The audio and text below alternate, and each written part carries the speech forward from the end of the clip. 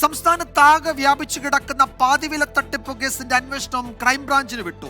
Crime branch മേധാവിയുടെ മേൽനോട്ടത്തിൽ പ്രത്യേക അന്വേഷണ സംഘത്തെ ഉടൻ രൂപീകരിക്കണമെന്ന് സംസ്ഥാന പോലീസ് മേധാവി നിർദ്ദേശിച്ചു.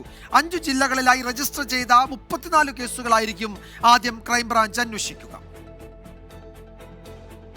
കേരളം മുൻപ് കണ്ടിട്ടില്ലാത്ത വ്യാപ്തിയുള്ള തട്ടിപ്പ് എന്നത് കണക്കിലെടുത്താണ് അന്വേഷണം ക്രൈംബ്രാഞ്ചിന് കൈമാറിയത്. ക്രൈംബ്രാഞ്ച് സാമ്പത്തിക കുറ്റകൃത്യ വിഭാഗത്തെ അടക്കം ഉൾപ്പെടുത്തി വിപുലമായ പ്രത്യേക അന്വേഷണ സംഘത്തെ ഉടൻ രൂപീകരിക്കും. ഓരോ ജില്ലകളിലും പ്രത്യേക സംഘങ്ങളെ രൂപീകരിച്ചായിരിക്കും കേസന്വേഷണം. ആദ്യം രജിസ്റ്റർ ചെയ്ത 34 കേസുകളിലായി മാത്രം 37 കോടി രൂപയുടെ തട്ടിപ്പ് നടന്നുവെന്നാണ് പോലീസിന്റെ പ്രാഥമിക കണ്ടെത്തൽ.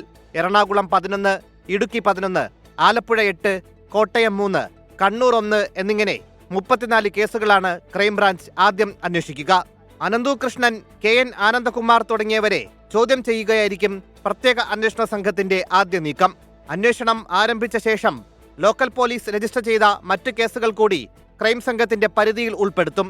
അനന്തു കൃഷ്ണനെതിരെ പുതിയ 3 FIRകളാണ് കൊല്ലത്ത് രജിസ്റ്റർ ചെയ്തത്. സോഷ്യോ എക്കണോമിക് ഡെവലപ്മെന്റ് സൊസൈറ്റിയുടെ മറവിൽ നടന്ന തട്ടിപ്പിൽ 41 ലക്ഷം രൂപ നഷ്ടമായെന്ന് കാസർഗോഡ് വീണ്ടും പരാതി ലഭിച്ചു. ഇടുക്കി ജില്ലയിലെ തോട്ടം തൊഴിലാളികൾ ഉൾപ്പെടെ 500-ൽ അധികം പേർ തട്ടിപ്പിനിരയായി. ആ പുള്ളീനെ പിടിച്ചുകൊണ്ട് പോയി പിറ്റേന്ന് ഞങ്ങൾ പരാതിപ്പെടുവാന്ന് ഞാൻ പറഞ്ഞു. ഞങ്ങളെല്ലാവരും അവരുടെ വീട്ടിൽ ചെന്ന് ചോദിച്ചപ്പോഴേക്കും പുള്ളിക്കാരി ഞങ്ങൾക്ക് ഒരു ഓഡിയോ അയച്ചു തന്നു. ഓഡിയോയിൽ പുള്ളി പറയണത് എന്നാന്ന് വെച്ചിട്ടുണ്ടെങ്കിൽ, ഞാൻ ഈ പൈസ എടുത്ത് പല കാര്യങ്ങൾക്കായി മാറ്റി ചെലവഴിച്ചു, അതുകൊണ്ട് ഞാൻ പുറത്തിറങ്ങിയാൽ നിങ്ങളുടെ പൈസ എന്തായാലും ഉറപ്പായിട്ടും തന്നിരിക്കും. കോഴിക്കോട് ജില്ലയിൽ 4 കേസുകൾ കൂടി രജിസ്റ്റർ ചെയ്തു. കോഴിക്കോട് ജനശ്രീ മിഷൻ വഴി നടന്ന പാതിവില തട്ടിപ്പിലാണ് പോലീസ് കേസെടുത്തത്. ജനശ്രീ മിഷൻ കോട്ടൂർ മണ്ഡലം ചെയർമാനും കോൺഗ്രസ് നേതാവുമായ മുഹമ്മദ് അലി പൂനത്തിനെ പ്രതിയാക്കിയാണ് FIR. 24 തിരുവനന്തപുരം.